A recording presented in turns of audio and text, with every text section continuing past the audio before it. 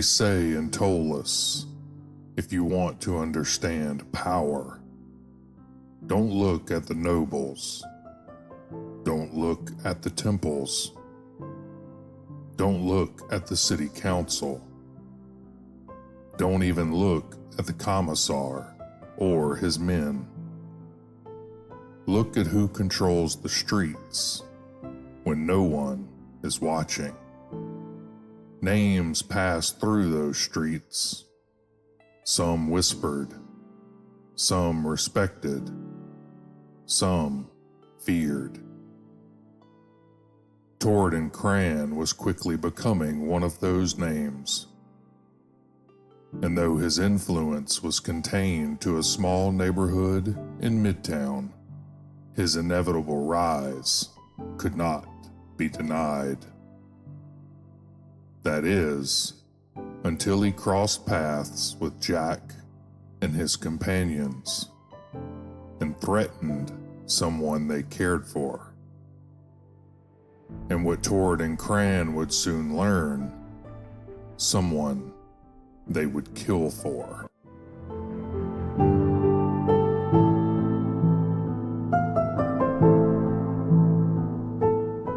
An Evening with Toridan Cran.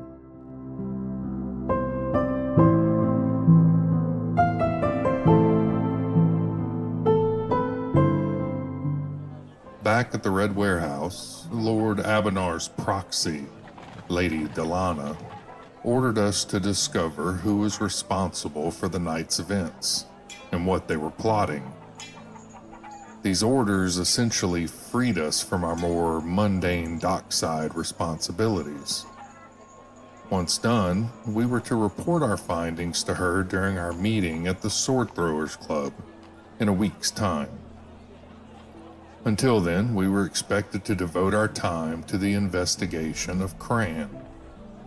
Though these new duties diverged from our normal tasks, we were in agreement that if we could pull this off, this could be our ticket to improving our situation dramatically, almost immediately. Therefore, we were more than happy to return to the studio apartment, continue our stakeout, and finalize a plan for the assault on Cran's headquarters. Tyrick had a performance that night, so he wasn't with us, but we weren't planning the assault for that night anyway, so we didn't think that he needed to be there. However, as we were discussing options, we noticed a lot of people started gathering at the headquarters. A wagon loaded with weapons pulled up, and men started jumping in. We heard them yelling to each other to get the boys together so they could go to Olaf's Flophouse. We all shared worried looks with one another. Xavier and Fawn were there, hiding in our rooms. And later, it became clear that when I went back to Damon's body art, the tattoo artist, Laszlo, was there and quickly ducked out of the back when I came in asking for him. He waited until I left and followed me back to Olaf's, then ran back to report to Peagrave. Apparently, they had figured out what really happened to Vagger and Lucio.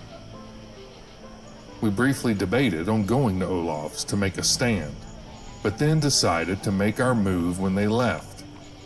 We'd take the house quickly while there were just a few people left behind, then use their base as a defensive structure when they realized what happened and returned. It was a risky plan, but it was more feasible than running back to Olaf's unnoticed, arriving ahead of Cran's thugs, and defending a large building with more entrances than we could effectively control. It worked well, at first.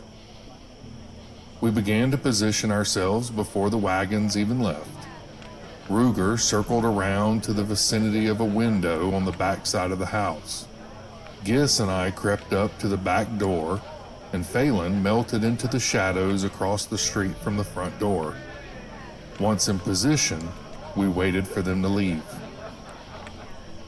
When we heard the wagons begin to depart, we used their noise to cover the sound of Ruger jimmying his window latch and me picking the lock on the back door. Phelan easily crossed the road unobserved while the wagons rolled away. We'd come in from 3 directions at once. Ruger made his entrance into a bedroom in the back, while Gis and I silently and slowly opened the back door, which led into a kitchen area. Phelan, on the other hand, nearly kicked the front door off its hinges. Now, Phelan isn't a particularly large fellow, but he is very muscular and has a way of hitting way harder than he should. As the door rebounded off the wall, Phelan rushed in. Gis and I slipped into the kitchen, locking the door behind us. There, we were able to ambush a pair of goblins trying to see what caused the loud crash in the front. Past them, we could see a couple of goblins, a few rough-looking human thugs, and P-Grave in the common room spinning to face the apparent threat coming through the front door. P-Grave was not wearing a shirt, revealing a powerful build and numerous tattoos, including some that looked arcane in nature. We didn't really know much about him other than he was some sort of enforcer, so the possibility that he could be some sort of sorcerer did not sit well with me. Fortunately, Phelan held the entire group's attention as he rushed into the house's common room. From the sound of it, Ruger was also dealing with someone in the back of the house. Despite Phelan's impressive entrance, the group in the common room reacted quickly and soon had him surrounded. In an impossibly fast blur of fists and feet, he had P-Grave bloodied and battered, but the large man kept his feet and began throwing punches of his own. As impressive as Phelan's fighting skills are, he is only one elf, and he was getting stabbed, slashed, and pummeled from all directions as he attempted to retreat further into the house.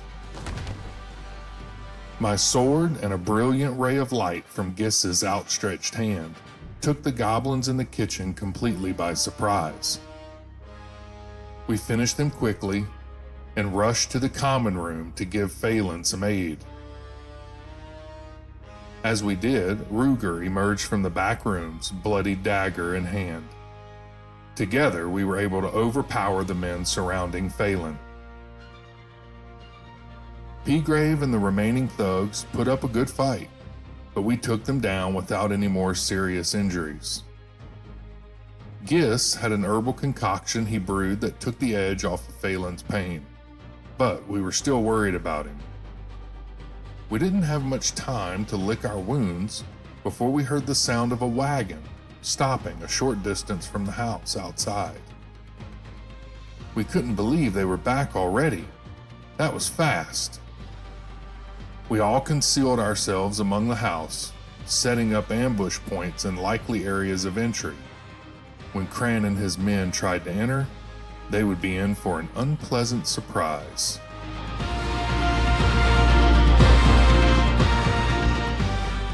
Ruger went toward the rooms in the back of the house. Phelan set up to the far side of the common room, and Gis and I set up in a side bedroom to the left of the front door. I had my crossbow ready to fire across the bed, either out of the window or into the common room. We heard the men outside surrounding the house, though they were trying to be quiet. The fact that they were not coming straight in wasn't good. That showed they knew something was up. We hoped they would assume we fled, but they seemed to know we were still there, and we didn't know how. First, we heard a slight creaking coming from the back door in the kitchen. Then, there was a muffled sound of glass breaking, coming from somewhere in the back. I shifted my attention to a shadowy figure trying to force the window open in the bedroom Gis and I were in. Apparently, their plan was like ours, and that they would gain entry through multiple areas and attack us from all sides. The undeniable sounds of a fight broke out in the back. Then all hell broke loose. No longer concerned with stealth, the attackers began trying to force their way in as fast as they could. I fired a crossbow bolt through the glass of the window, wounding a goblin that was just done forcing the window open. That explained why the attempts at stealth were so bad. They were sending goblins in as shock troops. They tried to overwhelm us with numbers. Sounds of combat came from the common room, and from the cries of pain I could hear Phelan had his hands full. I rushed to engage the injured goblin that climbed through the window as Gisselfried hurled healing spells towards Phelan, who looked hurt pretty badly. A second goblin came crashing through another window into the bedroom, and I was being pressed hard. Gis hit the wounded one with a searing light, but stunned it long enough for me to run it through when Cran made his entrance, forcibly through the front door with a large axe in hand. I moved to the doorway of the bedroom leading to the common room to engage him, and it soon became apparent he intended to force his way into the room Gisselfried and I were in. He thought if he could clear the door, others could rush in behind him and overwhelm us. The problem was, I was in that door. Now Cran was a big old fella, but I was literally no pushover. He pressed hard, and I did not budge. The goblin behind me was making things difficult, but I ran him through while I was pressing my shield into Cran's torso. Out in the main room, Ruger had met up with Phelan and they were taking their toll, and Cran began to realize he was running out of men. About then, we saw the hired wizard come running from the rear of the house through the window of the room Gis and I were in. He was yelling, "You're on your own, Cran!" This infuriated the half-orc, and he began backing up towards the front door, yelling for the wizard to come back, calling him a coward. Seeing the main target of our raid heading toward the door and possible escape, I knew I had to do something. One of the innate magical abilities I discovered as a child was that if I concentrated and hurled a handful of sand at someone, I could put them to sleep. Since I always kept a little bit of sand in my pocket for this reason, I called this little trick pocket sand. Reaching into myself, I drew forth this power, pulled sand from my pocket, and flung it toward Cran. As the sand spread out in the air toward him, a spray of sticky magical webbing filled the doorway to the house, engulfing Cran, who then sagged, unconscious in the webbing. The wizard was probably covering his escape, not knowing that he was about to be put into a deep magical sleep. We ran to the door, careful to avoid the sticky trap, and saw the wizard outside in the street vanish into a cloud of red mist. Though we didn't love the fact that the wizard had escaped, he was hired help, and we had our primary target. Knowing we didn't have much time before the pocket sand wore off, we quickly pulled Cran out of the webs and tied him up. We also knew we had stirred up quite a ruckus, so we needed to get out of there before the watch arrived. Once he came around, we asked Cran why he wanted Fawn dead. He was openly hostile and didn't seem to fear us, even though he was tied up and disarmed. He seemed to think he'd get out of this situation and get his revenge. Still, he must have known things would not end well if he didn't answer our question. So he told us that he was paid by a man named Methyl Watcher, someone we had never heard of before. About then, we were reminded that we had little time. People outside were raising the alarm, calling for the guard. So we left Ruger to look after our prisoner as we looted the place as fast as we could. I picked the lock on a room that turned out to be a small privy. A privy the criminals were using as a loot room, so we raided it. We also found some interesting items in what was obviously the wizard's room, including a book of spells and a few more books on magic rites and rituals, and even a couple of wands. As it turned out, he was the one attempting to enter through his own window, either to bring the fight to us or to keep his belongings from falling into our hands. Either way, tough luck, pal. Ruger had driven him off. When we returned to the common room, we were shocked to see Ruger's blade had been driven through Cran's neck and into his skull. Ruger said he tried to escape and was almost free of his ropes, and indeed we could see that one of the ropes was broken. Though we would have loved to question him more thoroughly, Ruger had done what we had to do. Besides, we knew we had to get the hell out of there. We heard and saw the city watch coming in, but Ptolus is filled with dark alleys. Slipping out of the back, we were easily able to meld into the shadows and evade the city watch. We wrapped our cloaks around ourselves to conceal our wounds and the loot we carried, and we headed back to Olaf's. When we came through the door to the flop house, it didn't take long to see that something wasn't right.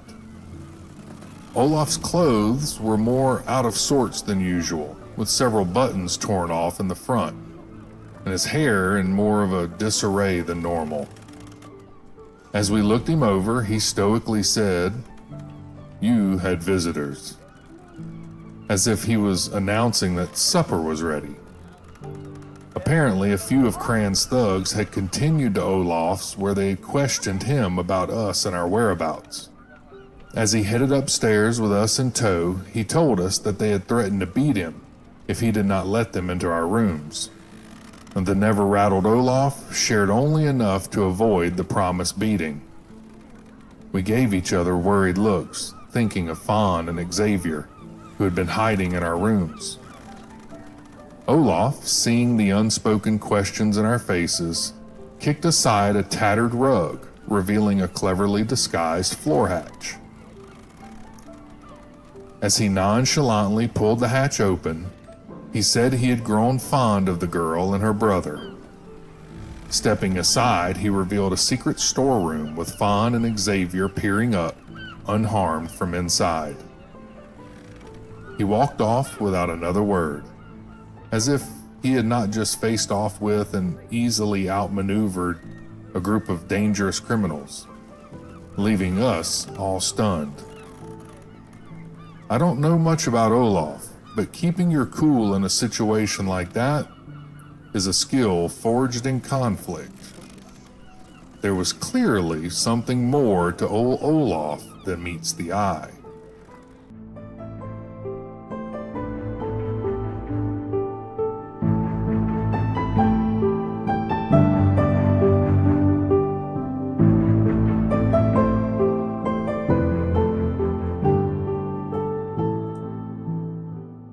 Things that go bump in the Grayson House.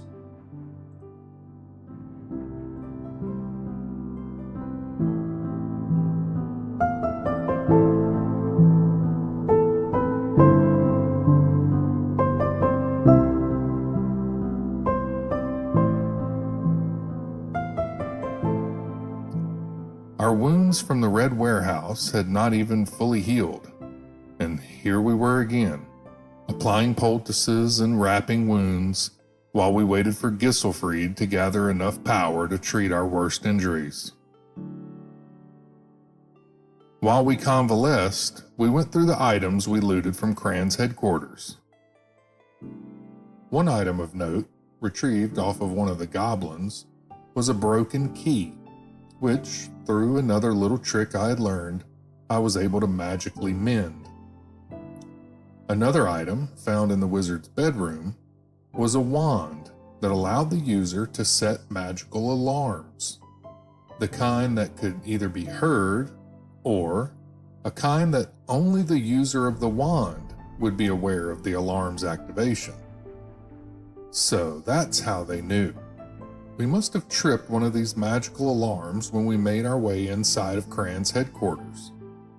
Well, if it worked for them, I'm sure it'll come in quite handy for us. Olaf's is in a bit of a sketchy neighborhood. The key I had mended featured a coat of arms we didn't recognize, along with a keymaker's mark. After some digging, we traced the mark to a shop on Jawline Walk in Midtown. The shop was Willian's Keys, and it was owned by an older human man named Willian Barrow. He told us this key was of an old and unique design, which was unmistakable to him. In fact, he had made a dozen identical keys many years ago for the now defunct House Grayson. They had had a manor house in western Midtown near the Warrens, and had commissioned him to make the keys for that house. We were curious why a goblin working for a crime boss would be carrying one of these keys, so we decided to go take a look at the place. While making the rounds through the area, we noticed a curious ad on one of the local bulletin boards. A Mr. Esner was offering the oddly specific sum of 65 gold thrones and 6 silver shields to investigate the Grayson House, which he claimed was haunted. The reason there was such a specific award is that many of the neighbors agreed that something was going on in this supposedly abandoned house, and they were not happy about it, and had pooled together their resources to hire someone to investigate. Apparently, the City Watch couldn't be bothered, and therefore allowed whatever was going on in this house to persist. That is where people like us fit right in. The areas where the lawful protectors of the city can't muster the will to do their own jobs. Looking at that reward, you can tell this wasn't a neighborhood of rich people, so I suppose they didn't think they were an investment worth protecting. And after promising Mr. Esner we'd investigate, we decided to look into the old Grayson house on the sly. We'd go in discreetly and determine if there was any merit to this ghost story. The first thing we noted, casually walking around the building, is that it was an older, moderately sized 2-story home, and appeared to be boarded up tight. The place may have been nice once, but not anymore. However, there were signs of occupancy, so we decided to find a way in to look around. We showed ourselves around back and forced the back door, only to find while doing so, it had been rigged with a string of old and bent utensils. I guess if noise is all you're after, they don't have to be new, or straight for that matter. Ruger was able to keep the worst of the noise to a minimum as he crept the door open. We entered as silently as we could. The place was dark, but not completely. Dim candlelight could be seen coming from what looked like the house's first floor common room. We slowly advanced, only to be ambushed from above.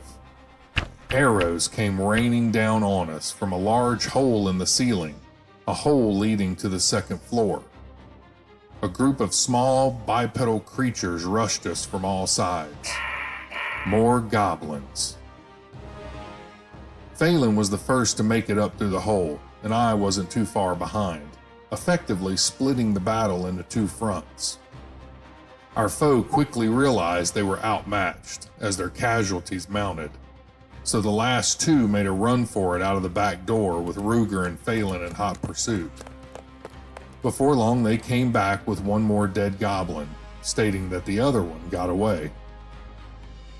Though we caused a bit of a stir outside, we thought we could give the place a quick once-around, grab some loot, and be gone before the glacial guard could grudgingly come to see how little they could do.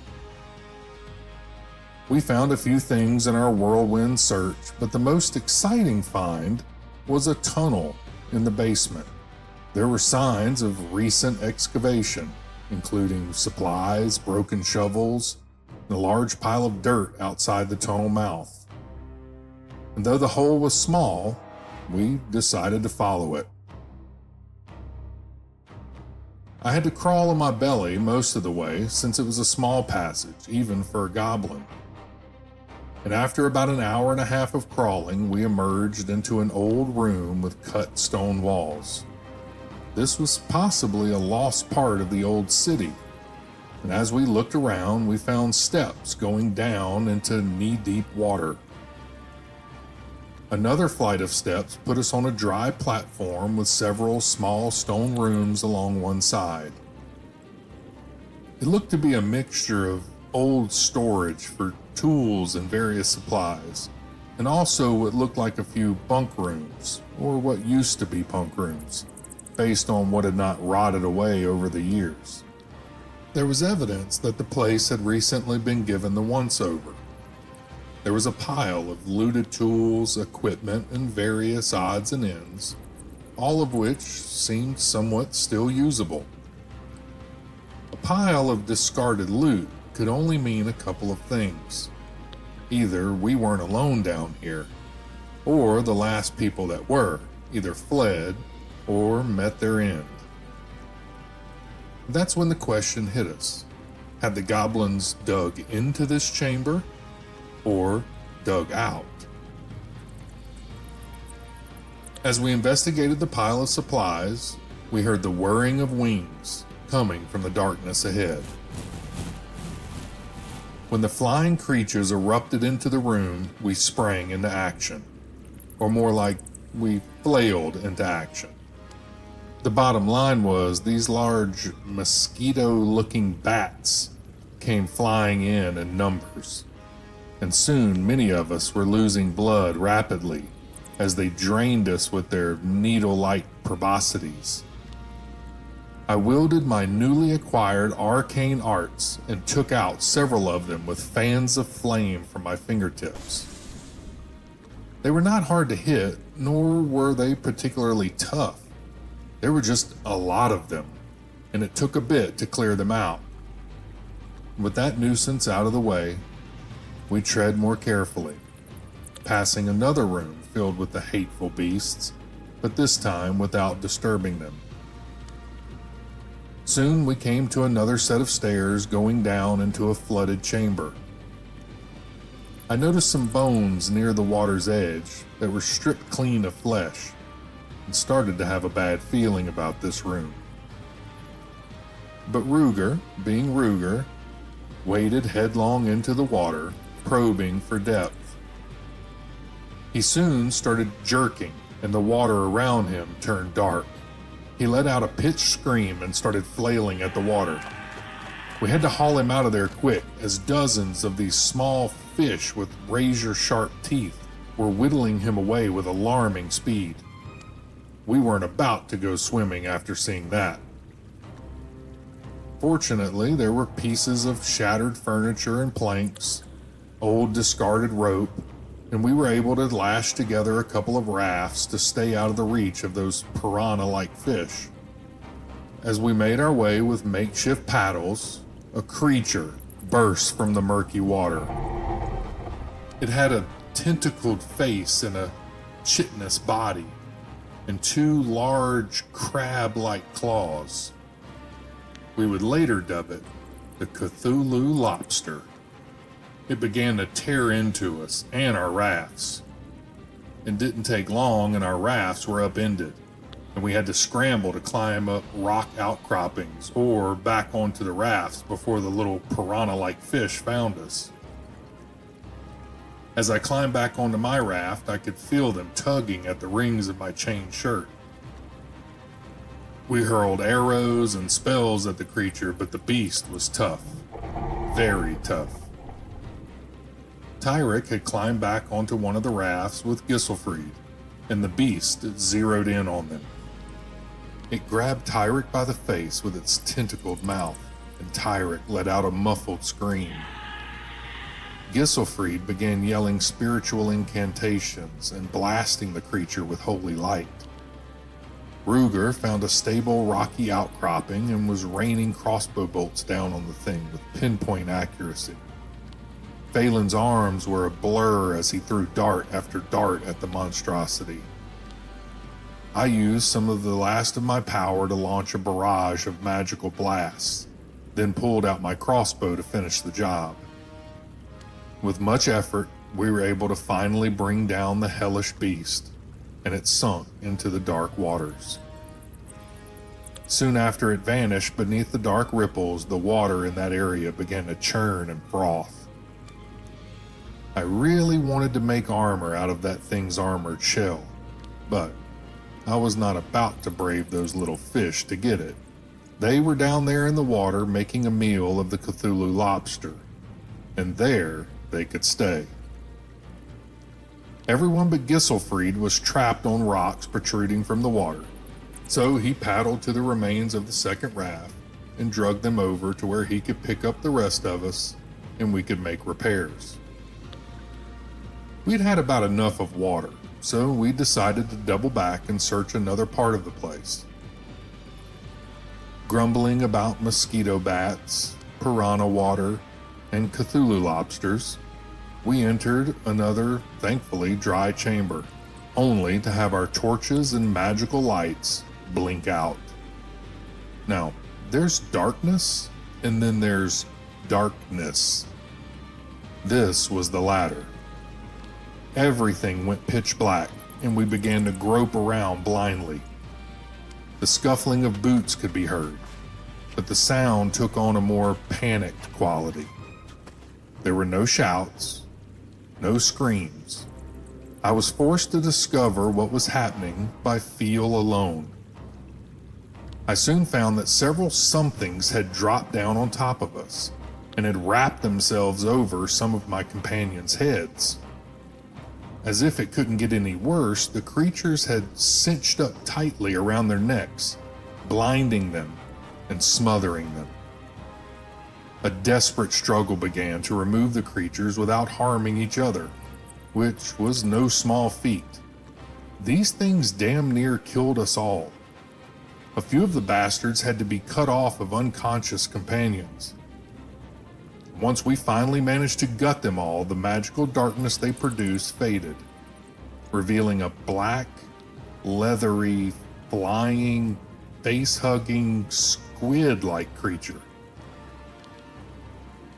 We were all exhausted, out of spells, and no more potions. So, we decided to call it a day. And after another half hour of crawling, we emerged battered and bruised from the tunnel, only to find ourselves at sword point from a small group of city guardsmen. Guardsmen very interested in the tunnel they had just discovered in an abandoned building full of fresh goblin corpses. When evil was active, they would not help the people, but after we cleared out the dangerous elements, they were more than glad to swoop in and confiscate all that we had found. They stripped us of our gear and questioned us like common criminals, all at sword point.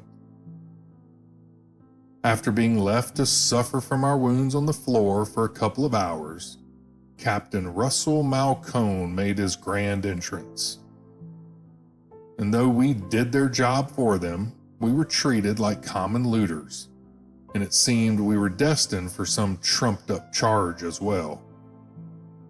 However, it pays to have the Lady of Fate in your corner.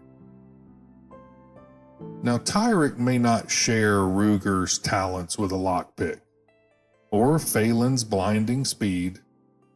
He may not have the blessings that Gisselfried commands, or share my skill with a blade. But the little fellow can charm a cat down from a fish wagon when push comes to shove, especially when you mix that with a little bardic magic. Tyrek began his dramatic tale of how we had just fallen into this unenviable position, forced to flee from a horde of goblins into this passage where we certainly would have perished were it not for the heroic appearance of the city watch. who, no doubt, routed the remaining goblins with nothing more than their reputation as brave and unbreakable warriors. As his tale went on, the captain's tune changed dramatically. The charges were dropped. Our gear was handed back over, along with quite a bit of loot we had managed to bring back from the caverns. But most importantly, we were all free to go, and with a thank you at that.